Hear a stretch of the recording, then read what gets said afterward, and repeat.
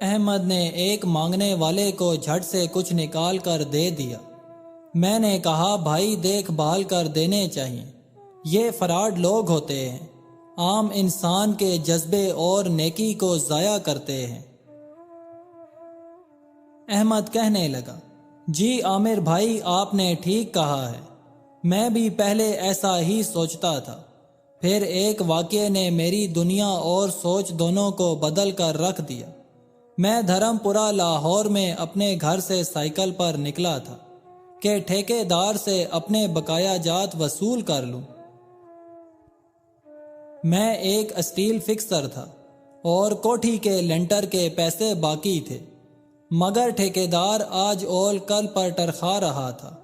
میں سائیکل پر جا رہا تھا کہ میں نے دیکھا ایک شخص اپنا بچہ فٹ پاتھ کے کنارے لٹائے، بچے کو اسپتال پہنچانے کے لیے ٹیکسی کا کرایہ مانگتا پھر رہا تھا۔ وہ کبھی کسی پیدل چلنے والے کا بازو پکڑ کر ہاتھ جوڑتا کہ میرا بچہ بچا لیں، مجھے ٹیکسی کا کرایہ دے دیں، تو کبھی کسی موٹر سائیکل والے کو ہاتھ دے کر روکتا، کبھی کسی کار والے کے پیچھے بھاگتا تھا کہ وہ کار میں اس کے بچے کو اسپتال پہنچا دے۔ کوئی رکتا تھا اور کوئی نہیں رکتا تھا، پھر جو رکتا تھا وہ بھی اسے گھور کر دیکھتا اور آپ والی سوچ سوچ کر اسے ڈانٹتا تھا، کام کر کے کھانے کی نصیحت کرتا اور آگے نکل جاتا۔ میں جو سائیکل روکے ایک پاؤں زمین پر ٹیکے اس کا تماشا دیکھ رہا تھا۔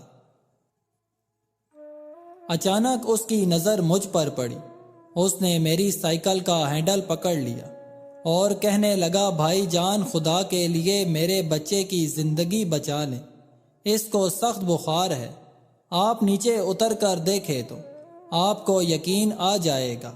مگر اس وقت میں بھی آپ کی طرح سوچ رہا تھا۔ پھر اس نے جس سختی سے میری سائیکل کے ہینڈل کو پکڑ رکھا تھا، ایسا لگتا تھا کہ ادھر میں سائیکل سے نیچے اترا اور ادھر سائیکل پکڑ کر بھاگ جائے گا۔ میں نے بھی اسے کام کر کے کھانے کی تلقین کی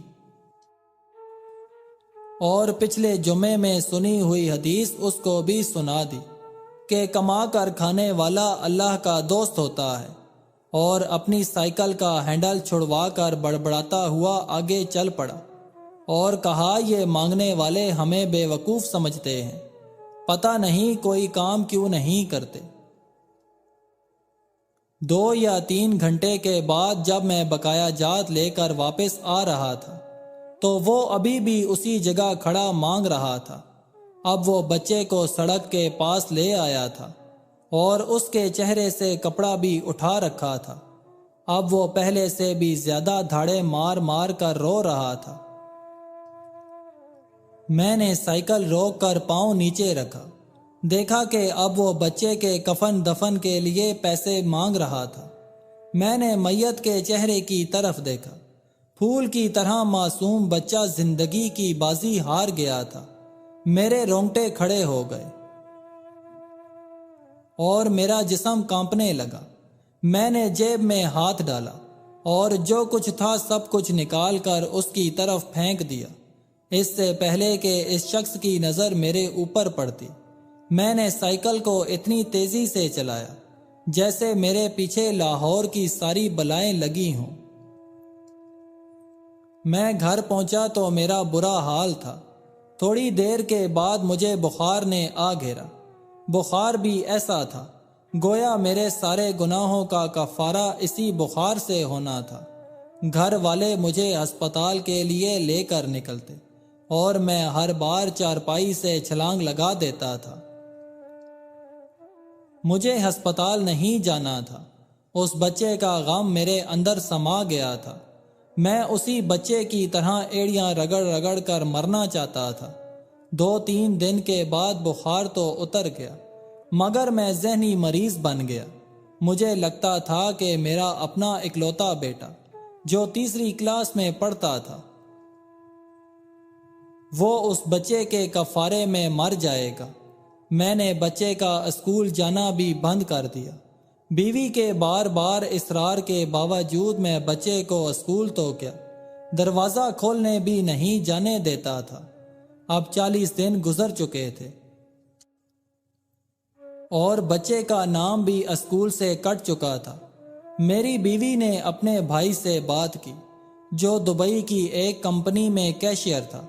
اس نے مجھے باہر بلانے کے لیے پاسپورٹ بنانے کا کہا، مگر ایک تو میں شناختی کارڈ بھی پیسوں کے ساتھ میت پر پھینک آیا تھا، اور دوسرا میں خود بھی بچے کو اکیلا چھوڑ کر باہر نہیں جانا چاہتا تھا۔ وہ 40 دن قیامت کے 40 دن تھے۔ 40ویں دن 10 بجے کے لگ بھگ ہمارے گھر کا دروازہ بجا۔ میں نے دروازہ کھولا، سامنے اسی بچے کا باپ کھڑا تھا۔ میں نے اسے دیکھا تو مجھے چکر آ گئے۔ مجھے لگا جیسے ہم دونوں آمنے سامنے کھڑے خلا میں چکر کاٹ رہے ہیں۔ درمیان میں بچے کا چہرہ بھی آ جاتا۔ میری کیفیت سے بے خبر اس باپ نے مجھے دبوچ لیا اور پھوٹ پھوٹ کر رونا شروع کر دیا۔ وہ کچھ کہنے کے بجائے میری ٹھوڑی کو ہاتھ لگاتا اور اسے چوم لیتا، جبکہ میں پتھر کا بت بنے اس کی گرفت میں تھا۔ اچانک مجھے جھٹکا لگا، میری چیخ نکل گئی۔ اس بچے کے باپ کو سختی کے ساتھ سینے سے لگائے۔ میں یوں رو پڑا جیسے اس کا نہیں بلکہ میرا بچہ مر گیا ہے۔ ہمارے رونے سے گھبرا کر پورا محلہ اکٹھا ہو گیا تھا۔ اس کے بعد میں اس کو اندر لے آیا۔ محلے والوں نے بھی اس آدمی سے بہت افسوس کیا۔ کچھ دیر بعد اس نے اپنی جیب سے میرا شناختی کارڈ نکالا اور مجھے واپس کیا۔ پھر جیب میں ہاتھ ڈال کر کچھ پیسے نکالے اور میرا شکریہ ادا کر کے کہنے لگا کہ آپ کے پیسے بڑے برکت والے تھے۔ شاید یہ آپ کے خلوص کی برکت تھی کہ میرے بہت سارے کام ہو گئے۔ سارے اخراجات کے بعد بھی کچھ پیسے بچ گئے تھے۔ ان میں کچھ پیسے میں نے ادھار لے کر ڈالے ہیں، یہ آپ قبول کر لیجئے۔ باقی کے پیسے میں آپ کو بہت جلد واپس کر دوں گا۔ میں نے پیسے لینے سے صاف انکار کر دیا۔ اس کے بعد میں یہاں بطور اسٹیل فکسر آ گیا۔ میں جی جان سے کام کرتا تھا۔ چند ماہ میں ترقی کر کے میں فورمین بن گیا۔ 3 سال بعد میں نے سالے کی مدد سے اپنی کمپنی بنا لی اور اس بچے کے والد کو بھی اپنی کمپنی میں بلا لیا۔ آج وہ میری کمپنی میں فورمین ہے۔ اس بچے کے بعد اللہ نے اسے 2 بیٹوں اور 1 بیٹی سے نوازا ہے۔ میں اسے آپ سے ملواؤں گا، مگر اس سے سائیکل والا قصہ مت بیان کیجیے گا۔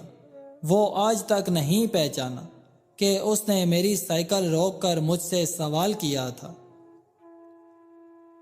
وہ مجھے ولی اللہ سمجھتا ہے جس نے اس کے بچے کی لاش دیکھ کر سب کچھ نکال کر دے دیا۔ عامر بھائی، اس دن کے بعد میں کسی کا ہاتھ خالی نہیں لوٹاتا۔